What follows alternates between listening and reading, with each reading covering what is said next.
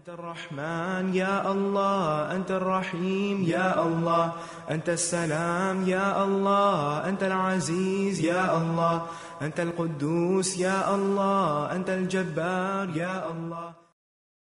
ولله الأسماء الحسنى فادعوه بها. نحمده ونصلي على رسوله الكريم، أما بعد فأعوذ بالله من الشيطان الرجيم. بسم الله الرحمن الرحيم. رب اشرح لي صدري ويسر لي أمري واحلل عقدة من لساني يفقهوا قولي. ناظرین، پروگرام اللہ کے خوبصورت نام کے ساتھ آپ کی خدمت میں ایک بار پھر حاضر ہیں۔ آج انشاءاللہ ہم اللہ سبحانہ وتعالیٰ کے نام الرحیم پر بات کریں گے۔ جیسا کہ اللہ سبحانہ وتعالیٰ کی صفت الرحمن پر بات کرتے ہوئے ہم نے یہ بات کہی تھی کہ اللہ تعالیٰ کی رحمت ایک خاص ہے، ایک عام ہے۔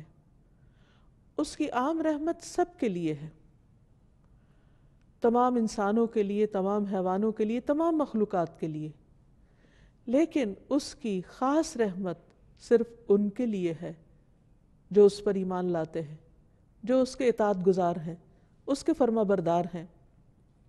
تو آج ہم انشاءاللہ یہ دیکھیں گے کہ اللہ سبحانہ وتعالیٰ کے خاص بندے جو اللہ تعالیٰ کی اطاعت میں وقت گزارتے ہیں، اللہ کو راضی کرنے کی کوشش کرتے ہیں، اللہ سبحانہ وتعالیٰ ان پر کس طرح اپنی رحمت نچھاور کرتا ہے۔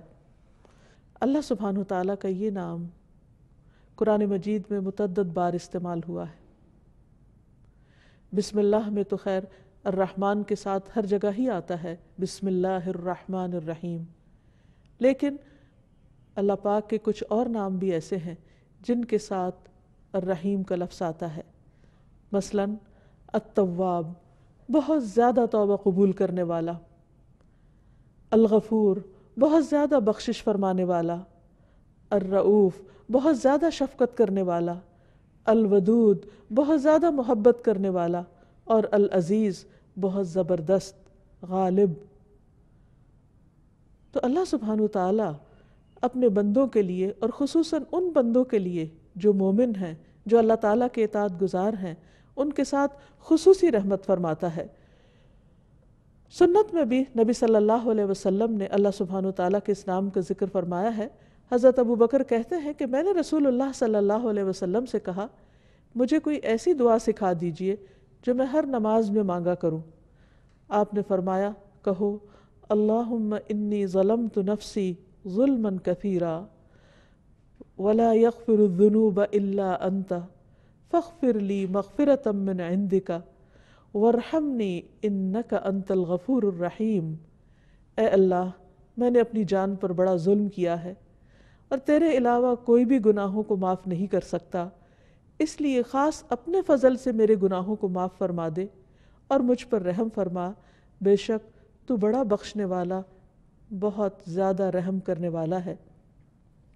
ابن عمر کہتے ہیں کہ ہم آپ صلی اللہ علیہ وسلم کی صرف ایک مجلس میں 100 بار یہ دعا شمار کیا کرتے تھے جو آپ پڑھا کرتے تھے، رب اغفر لی وتب علی انک انت التواب الرحیم۔ اے میرے رب، تو مجھے بخش دے اور مجھ پر مہربانی فرما، بے شک تو بہت زیادہ توبہ قبول کرنے والا، بار بار رحم فرمانے والا ہے۔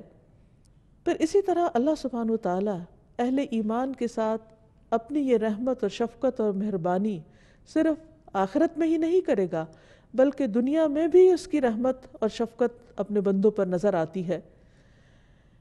بہت سے جگہوں پر ہم دیکھتے ہیں کہ اللہ سبحانہ وتعالیٰ کا یہ وعدہ ہے کہ اگر تم اللہ کی اطاعت کرو گے، تقوی اختیار کرو گے، تو اللہ تعالیٰ تم پر اپنی رحمت فرمائے گا۔ سورۃ الحدید میں اللہ تعالیٰ فرماتے ہیں، یا ایھا الذین آمنوا اتقوا اللہ، اے لوگو جو ایمان لائے ہو اللہ سے ڈرو، وآمنوا برسولہ، اور اس کے رسول پر ایمان لے آؤ، یؤتکم کفلین من رحمتہ، وہ اپنی رحمت سے دوہرا حصہ تمہیں دے گا۔ یعنی تم اگر اللہ کا تقوی اختیار کرو گے اور رسول پر ایمان رکھو گے تو دگنی رحمت پاؤ گے۔ وَيَجْعَلْ لَكُمْ نُورًا تَمْشُونَ بِهِ، اور تمہیں ایسا نور عطا فرمائے گا جس کے ذریعے تم چلتے رہو گے۔ وَيَغْفِرْ لَكُمْ، اور تمہارے گناہوں کو بخش دے گا۔ وَاللَّهُ غَفُورٌ الرحیم، اور اللہ تعالیٰ بخشش فرمانے والا مہربان ہے۔ نوح علیہ السلام اور ایمان والوں کے لیے اللہ سبحانہ وتعالیٰ نے کس طرح اپنی یہ رحمت ظاہر فرمائی؟ جو لوگ ان کے ساتھ کشتی پر سوار تھے ان کے لیے کہا گیا وَقَالَ ارْكَبُوا فِيهَا بِسْمِ اللَّهِ مَجْرَاهَا وَمُرْسَاهَا إِنَّ رَبِّي لَغَفُورٌ رَحِيمٌ، اور اس نے کہا کہ اس میں سوار ہو جاؤ، اللہ کے نام کے ساتھ ہے اس کا چلنا اور اس کا ٹھہرنا، بے شک میرا رب یقیناً بے حد بخشنے والا اور نہایت رحم کرنے والا ہے۔ یعنی اس کی یہ رحمت کن پر ہوئی؟ ان پر جو ایمان لا کر نوح علیہ السلام کے ساتھ اس کشتی میں سوار ہو گئے۔ اگرچہ ہر طرف پانی ہی پانی تھا اور کشتی ہچکولے کھا رہی تھی، لیکن نوح علیہ السلام نے ان کو اشور کرایا کہ اللہ سبحانہ وتعالیٰ بہت مہربان ہے، جس نے تمہیں اس عذاب سے نجات دی ہے، وہ آئندہ بھی تم پر اپنی رحمت فرمائے گا۔ پھر اسی طرح اہل جنت کے لیے اللہ سبحانہ وتعالیٰ فرماتے ہیں لَهُمْ فِيهَا فَاكِهَةٌ وَلَهُمْ مَا يَدَّعُونَ سَلَامٌ قَوْلًا مِّن رَّبٍّ رَّحِيمٍ، ان کے لیے اس جنت میں بہت پھل ہیں اور ان کے لیے اس میں وہ سب کچھ ہے جو وہ طلب کریں گے، یعنی جو بھی ان کی ساری خواہشات ہیں وہ وہاں پر پوری کر دی جائیں گی۔ سلام اس رب کی طرف سے کہا جائے گا جو غفور الرحیم ہے۔ تو اس سے بھی یہ پتہ چلتا ہے کہ جنت جو اللہ تعالیٰ کی رحمت ہے وہ ان لوگوں کے لیے خاص ہے جو اس پر ایمان رکھتے ہیں۔ دنیا میں بھی اللہ سبحانہ وتعالیٰ نے جو احکامات ہمیں دیے ہیں بعض اوقات ہمیں بظاہر مشکل نظر آتے ہیں، لیکن وہ بھی دراصل اللہ سبحانہ وتعالیٰ کی رحمت ہی کا نتیجہ ہے۔ قرآن مجید میں آتا ہے یا ایھا الذین آمنوا لیستأذنکم الذین ملکت ایمانکم والذین لم یبلغوا الحلم منکم 3 مرات من قبل صلاة الفجر وحین تضعون ثیابکم من الظہیرۃ ومن بعد صلاة العشاء 3 عورات لکم لیس علیکم ولا علیہم جناح بعدہن طوافون علیکم۔ اے ایمان والو، چاہیے کہ تمہارے لونڈی غلام اور تمہارے نابالغ بچے 3 اوقات میں تم سے اجازت لیں، نماز فجر سے پہلے اور دوپہر کو جب تم اپنے کپڑے اتارتے ہو یعنی آرام کے لیے، قیلولہ کے لیے، اور نماز عشاء کے بعد۔ یہ 3 اوقات تمہارے پردے کے ہیں، ان کے علاوہ تم پر اور ان پر کوئی حرج نہیں، یہ تمہارے پاس آنے جانے والے ہیں۔ یہ گھریلو زندگی کے اندر کے احکامات ہیں جو اللہ سبحانہ وتعالیٰ نے دیے ہیں۔ اس میں بظاہر ایک رکاوٹ نظر آتی ہے، لیکن ابن عباس کہتے ہیں بلا شبہ اللہ عز و جل حلیم ہے اور مومنوں پر بہت رحم فرمانے والا ہے، اور وہ پردے کو پسند کرتا ہے، کیونکہ اس دور میں گھروں میں باقاعدہ دروازے نہیں ہوتے تھے اور پردے اور کپڑے کے پردے وغیرہ ہوتے تھے، تو بعض اوقات کوئی خادم آتا، بچہ یا کوئی بچی آ جاتی اور مرد اپنی بیوی کے ساتھ ہوتا تو اللہ تعالیٰ نے انہیں پردے کے ان اوقات میں اجازت لینے کا حکم دیا۔ تو اللہ تعالیٰ کا یہ حکم مومنوں کے لیے اس کی رحمت کا باعث تھا، یعنی رحمت کی وجہ سے اس نے عطا کیا۔ پھر اسی طرح ہم دیکھتے ہیں کہ مختلف اوقات میں اللہ تعالیٰ اپنے نیک بندوں کی جس طرح دعائیں سنتے ہیں اور جس طرح ان کی فریادیں سن کر ان پر رحم فرماتے ہیں، اس کا ذکر بھی قرآن مجید میں ملتا ہے۔ زکریا علیہ السلام زندگی کے ایک بڑے حصے کو گزار چکے تھے، انتہائی بڑھاپے کی عمر میں پہنچ چکے تھے، لیکن اپنے رب کی رحمت سے کبھی مایوس نہیں ہوئے۔ وہ کہتے ہیں لم اکن بدعائک رب شقیہ، اللہ تجھ سے دعا مانگ کر تو میں کبھی بدبخت رہا ہی نہیں، میری دعا تو ہمیشہ سنی گئی، میں کیسے تجھ سے مایوس ہو سکتا ہوں۔ اسی لیے سورۃ مریم میں آتا ہے ذکر رحمت ربک عبدہ زکریا اذ نادى ربه نداء خفيا قال رب انی وهن العظم منی واشتعل الرأس شیبا ولم اکن بدعائک رب شقیا۔ رب کی اپنے بندے زکریا پر رحمت کا ذکر ہے جب اس نے اپنے پروردگار کو چپ کے پکارا اور کہا اے میرے رب، یقیناً میں ہوں کہ میری ہڈیاں کمزور ہو گئیں اور سر بڑھاپے سے شعلے مارنے لگا، یعنی بالکل سفید ہو چکا ہے، اور اے میرے رب میں تجھے پکارنے میں کبھی بھی محروم نہیں ہوا، یعنی تو نے ہمیشہ مجھ پر رحمت کی۔ اور واقعی جب انہوں نے رب کی رحمت کو پکارا تو اللہ سبحانہ وتعالیٰ نے اس بڑھاپے میں، جبکہ وہ خود بھی بوڑھے تھے اور ان کی بیوی بھی بانجھ ہو چکی تھی، ان کی دعا سنی اور انہیں یحییٰ علیہ السلام جیسی اولاد دی جس کا نام بھی اللہ سبحانہ وتعالیٰ نے خود رکھا۔ پھر اسی طرح بعض اوقات اہل ایمان پر دنیا میں امتحان آتے ہیں، آزمائشیں آتی ہیں، تو لوگ عموماً یہ کہتے ہیں کہ پھر رب کی رحمت تو نہ ہوئی، لیکن حقیقت یہ ہے کہ بعض امتحان اور بعض مشکلات بھی انسان کے لیے رحمت ہوتے ہیں۔ اللہ سبحانہ وتعالیٰ قرآن مجید میں فرماتے ان مع العسر یسرا فإن مع العسر یسرا، بے شک تنگی کے ساتھ آسانی ہے، بس یقیناً تنگی کے ساتھ آسانی بھی ہے۔ یعنی اگر کبھی ایمان کے باوجود، نیک کام کرنے کے باوجود، دعاؤں کے باوجود حالات مشکل ہوں، زندگی میں تکلیف ہو، پریشانی ہو، تو بھی کبھی یہ نہیں سوچنا چاہیے کہ ہمارا رب ہم سے ناراض ہے، یا وہ دعا نہیں سنتا، یا اس سے کسی بھی قسم کا ایسا کوئی گلہ شکوہ نہ ہو، کیونکہ کسی بھی چیز میں تاخیر یہ بھی اللہ کے اذن سے ہوتی۔ اللہ ہر حال میں اپنے بندوں پر مہربان ہے۔ ہم نہیں جانتے، ہم تو ظاہری چیزوں کو دیکھ کر فیصلے کرتے ہیں، لیکن وہ مہربان رب جانتا ہے کہ مجھے اپنے بندے کو کس وقت کس نعمت سے نوازنا ہے، کون سی نعمت اسے کب ملے گی تو وہ حقیقت میں شکر گزار ہوگا، اور کون سی نعمت اس کے اندر فرما برداری کی بجائے نافرمانی بھی لا سکتی ہے۔ اس لیے وہ اپنے بندے کو کچھ چیزوں سے روک کر رکھتا ہے، اور اس روکنے میں ہی بندے کے لیے فائدہ اور بھلائی ہوتی ہے۔ اصل بات یہ ہے کہ انسان اپنے رب پر اعتماد کرتے ہوئے، اس کے فیصلوں پر یقین کرتے ہوئے، اور اس کی رحمت کو محسوس کرتے ہوئے اس پر پورا ٹرسٹ رکھے اور اس کے فیصلوں کو دل سے قبول کر لے، کیونکہ اس کے یہ فیصلے بھی رحمت پر ہی مبنی ہے۔ نبی صلی اللہ علیہ وسلم کی اہلیہ حضرت عائشہ کہتی ہیں، میں نے رسول اللہ صلی اللہ علیہ وسلم سے طاعون کے بارے میں پوچھا، پلیگ، بیماری ہے۔ آپ نے فرمایا یہ ایک عذاب ہے، اللہ تعالیٰ جس پر چاہتا ہے بھیجتا ہے، لیکن بعض اوقات اس بیماری کا شکار مسلمان بھی ہو جاتے ہیں۔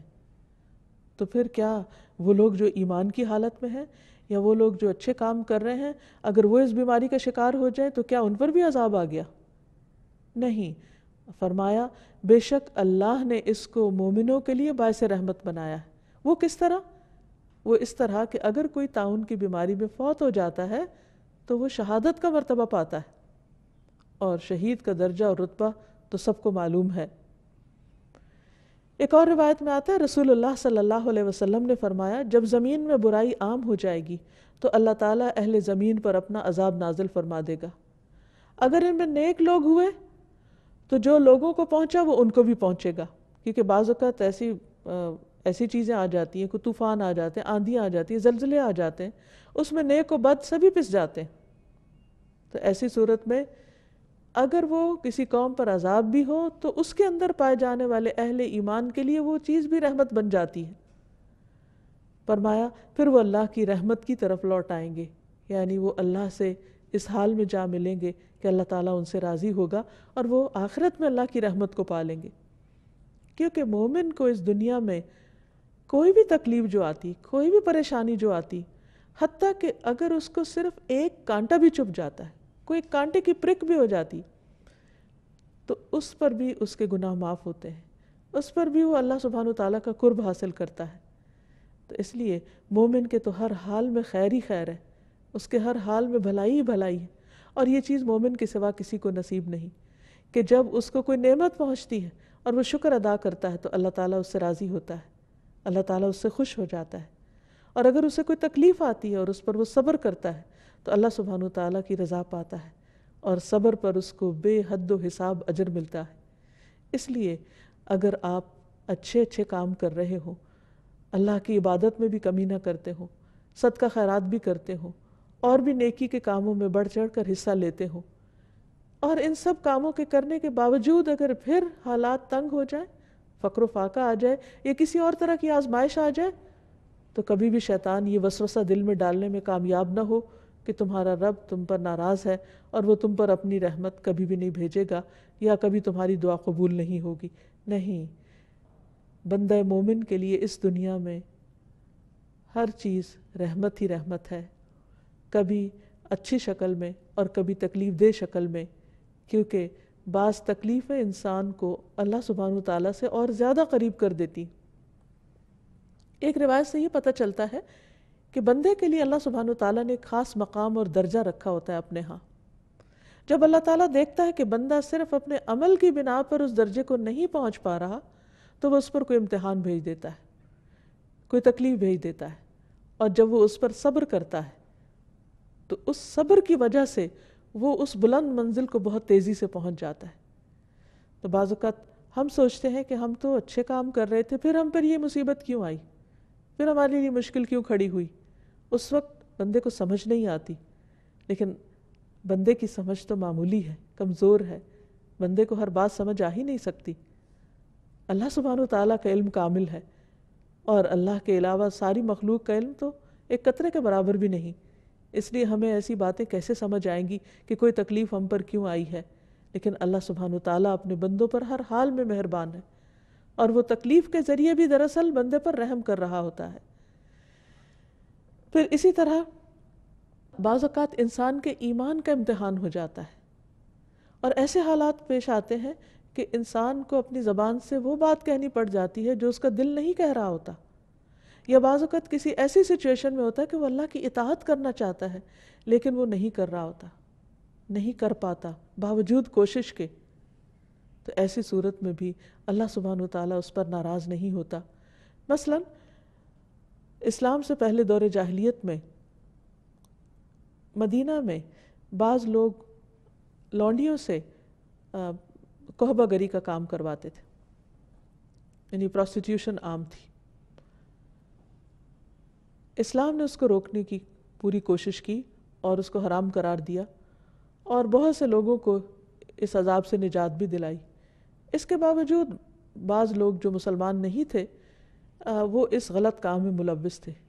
تو اللہ سبحانہ وتعالیٰ نے ان عورتوں کے لیے خاص طور پر فرمایا وَمَن يُكْرِهُنَّ فَإِنَّ اللَّهَ مِن بَعْدِ إِكْرَاهِهِنَّ غَفُورٌ رَحِيمٌ، کہ وہ عورتیں اگر مجبور کر دی گئی ہیں، وہ خود اسے ناپسند کرتی ہیں لیکن ساتھ مجبور ہیں کہ ان کی کوئی سے نہیں، وہ غلام ہیں، ان کی کوئی آزادی نہیں، وہ خود کچھ نہیں کر سکتی، تو اللہ سبحانہ وتعالیٰ ان مجبور لونڈیوں کے لیے غفور الرحیم ہے. کیونکہ اللہ سے بڑھ کر کون جانتا ہے کہ اس کا کوئی بندہ کس حال میں ہے، وہ کتنی سٹرگل کر رہا ہے، کتنی کوشش کر رہا ہے. تو بعض اوقات کوشش کے باوجود بھی اگر انسان کچھ اچھے کام نہیں کر پاتا جو وہ کرنا چاہتا ہے تو اللہ تعالیٰ اس کی نیت کا اجر ہی لکھ لیتے ہیں. حدیث میں آتا ہے تمہارا رب تبارک و تعالیٰ بڑا رحیم ہے. اگر کوئی شخص نیکی کا ارادہ کرتا ہے اور اسے کر نہیں پاتا تو اس کے لیے صرف ارادے پر، صرف نیت پر اس کے لیے ثواب لکھ لیتا ہے. پھر اگر وہ اسے کر گزرتا ہے تو اس کے لیے 10 نیکیوں سے لے کر 700 گنا تک لکھ دیتا ہے، بلکہ اس سے بھی زیادہ ثواب لکھ دیا جاتا ہے. اور اگر کوئی شخص گناہ کا ارادہ کرتا ہے اور پھر اس کو کرتا نہیں ہے تو اس نہ کرنے پر بھی اس کے لیے نیکی کا ثواب لکھ دیا جاتا ہے، حالانکہ اس کا ارادہ تھا برا کرنے کا لیکن اس نے کیا نہیں. اور اگر وہ اس کو کر لیتا ہے تو اس گناہ پر صرف 1 گناہ لکھا جاتا ہے، یا اللہ تعالیٰ اس کو بھی مٹا دیتا ہے. تو آپ دیکھیے اللہ کی رحمت، کیا کوئی اور ایسا ہو سکتا ہے؟ هل تعلم له سمیہ، کوئی بھی ایسا مہربان نہیں ہو سکتا کہ جو صرف انسان کی اچھی نیت اور اچھے ارادے پر اس کو اجر دینے والا ہو، یا اگر کوئی اپنا برا ارادہ بدل لے تو اس پر بھی شاباش دینے والا ہو. پھر اسی طرح اللہ سبحانہ وتعالیٰ ایمان والوں پر نہ صرف یہ کہ ان کی زندگی میں اور آخرت میں، بلکہ دنیا سے ان کے جانے کے بعد بھی ان کے اعمال کی حفاظت کرتا ہے. یہ بھی اس کی خاص رحمت ہے. مثلا نبی صلی اللہ علیہ وسلم جب مدینہ تشریف لائے تو 16-17 ماہ تک تقریباً بیت المقدس کی طرف منہ کر کے نماز پڑھتے رہے. اس کے بعد تحویل قبلہ کا حکم ہوا، خانہ کعبہ کی طرف رخ کرنے کا. تو ایسے میں وہ لوگ جو اس دوران فوت ہو گئے تھے اور انہوں نے پہلے ہی قبلے کو یعنی قبلہ اول کو ہی اپنا قبلہ بنا رکھا تھا، تو ان کے دل میں یہ خیال پیدا ہوا باقی لوگوں کے کہ کہیں ان کی نمازیں ضائع تو نہیں ہو گئی. تو اس پر اللہ سبحانہ وتعالیٰ نے فرمایا کہ اللہ ایسا نہیں کہ تمہارے ایمان ضائع کر دے، بے شک اللہ اپنے بندوں پر بڑی شفقت کرنے والا اور بڑا رحیم ہے. وہ تو بندے کا دل دیکھتا ہے کہ اس کے اندر کیا شوق ہے، کیا ارادہ ہے، وہ خود کیا کرنا چاہتا ہے. تو اگر ایک بندہ خود نیکی کا ارادہ کرتا ہے اور اچھی نیت کے ساتھ کوئی اچھا کام کرتا ہے لیکن اس کی سمجھ میں بات درست نہیں ہوتی، وہ تو بھی اللہ تعالیٰ اس پر اس کو اجر دے دیتا ہے۔ پھر ایمان والوں کی اولاد پر اللہ تعالیٰ رحمت کرتا ہے۔ سورۃ کہف میں ایک بہت خوبصورت واقعہ ملتا ہے جس میں موسیٰ علیہ السلام خضر علیہ السلام سے ملاقات کرنے کے لیے جاتے ہیں، پھر خضر علیہ السلام ان کو کچھ سکھانے کے لیے کشتی میں سوار ہوتے ہیں اور مختلف جگہوں کا ٹور کرتے ہیں۔ اس دوران وہ ایک بستی میں جاتے ہیں، وہاں سے کھانا مانگتے ہیں لیکن انہیں کھانا نہیں ملتا۔ راستے میں وہ دیکھتے ہیں چلتے ہوئے کہ ایک دیوار گرنے لگی ہے تو وہ اس کو تعمیر کر دیتے ہیں۔ موسیٰ علیہ السلام بہت حیران ہوتے ہیں کہ جس بستی والوں نے آپ کو کھانا نہیں دیا آپ ان کی دیوار تعمیر کر رہے ہیں۔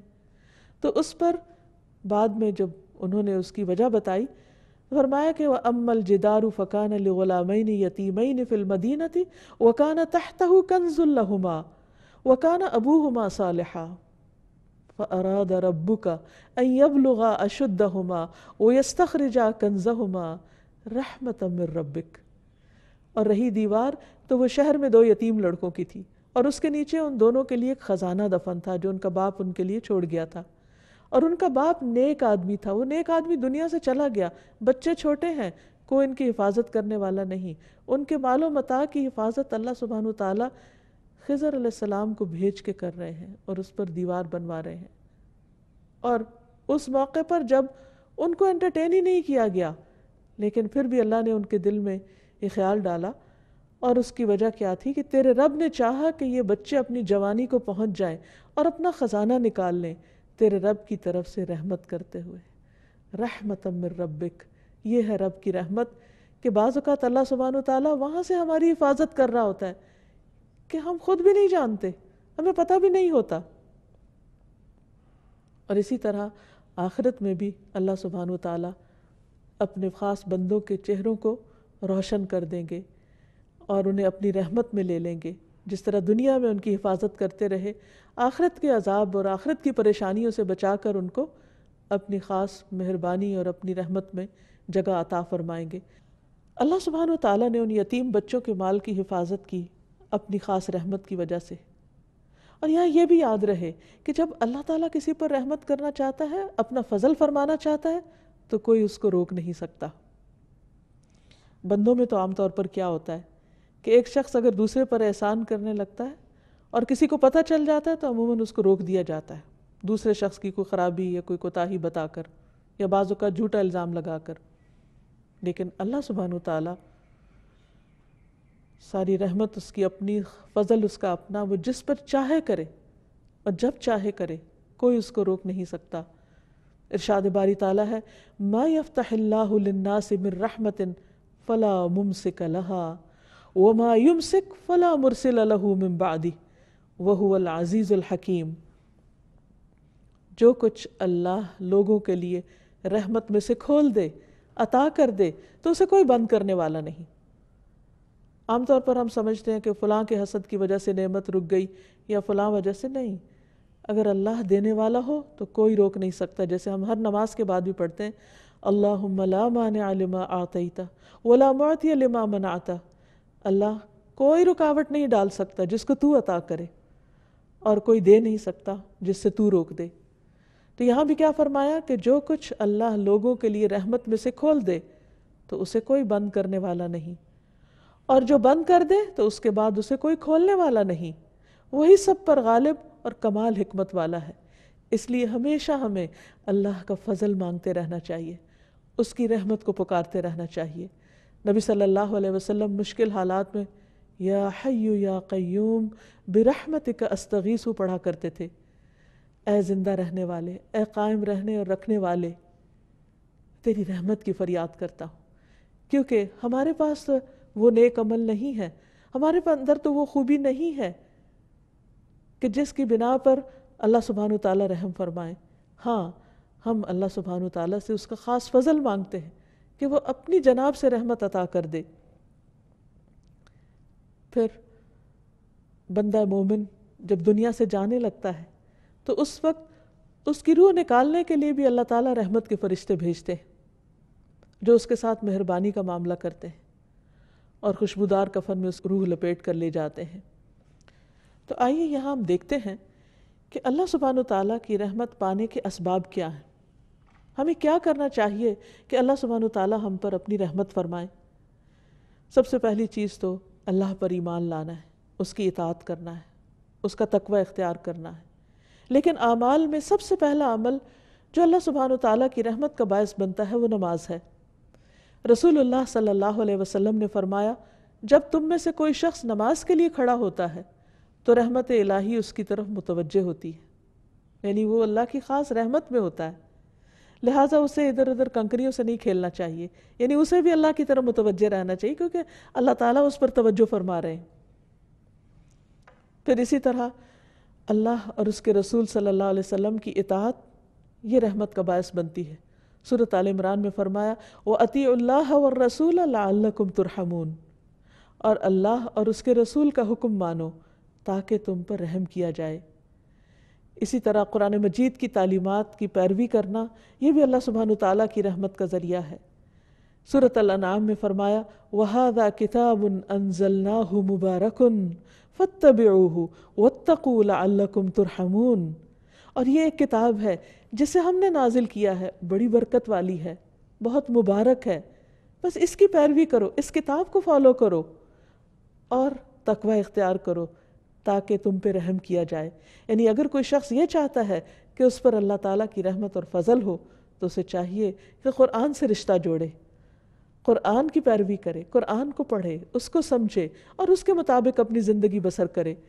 پھر اسی طرح ایک اور جگہ پر آتا ہے وَاكْتُبْ لَنَا فِي هَذِهِ الدُّنْيَا حَسَنَةً وَفِي الْآخِرَةِ إِنَّا هُدْنَا إِلَيْكَ قَالَ عَذَابِي أُصِيبُ بِهِ مَنْ أَشَاءُ وَرَحْمَتِي وَسِعَتْ كُلَّ شَيْءٍ فَسَأَكْتُبُهَا لِلَّذِينَ يَتَّقُونَ وَيُؤْتُونَ الزَّكَاةَ وَالَّذِينَ هُمْ بِآيَاتِنَا يُؤْمِنُونَ۔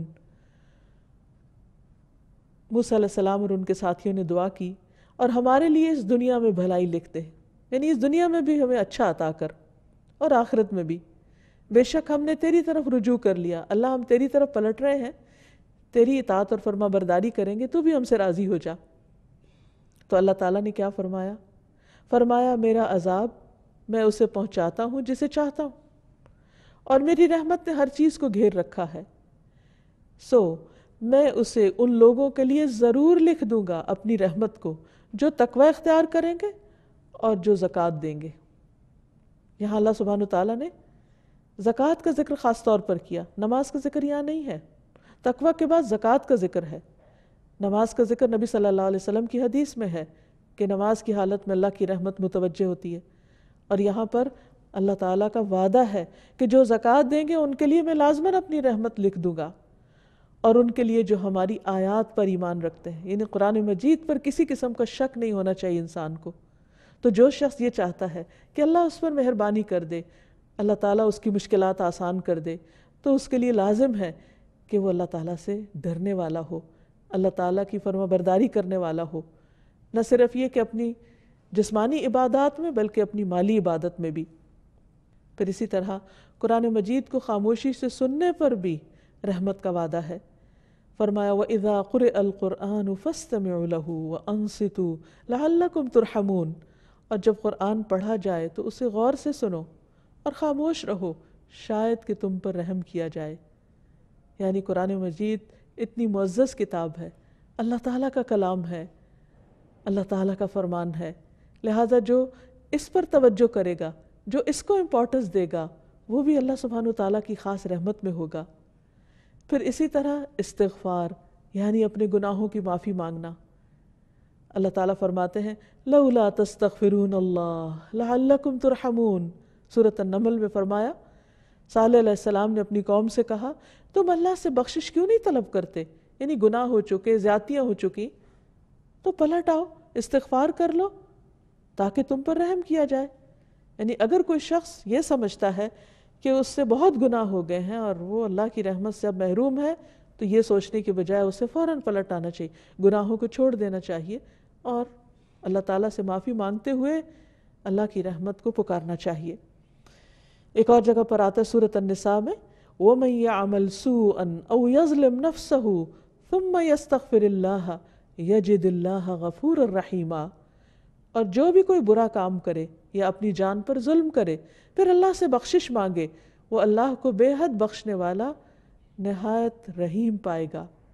یعنی جس سے بھی برائی ہو جائے، جس سے بھی کوئی غلطی ہو جائے، چھوٹی ہو یا بڑی ہو، اپنی جان پہ کوئی ظلم ہو جائے، خود کے ساتھ زیادتی ہو جائے، اور پھر توبہ کر لے تو اللہ تعالیٰ توبہ قبول کر لے گا۔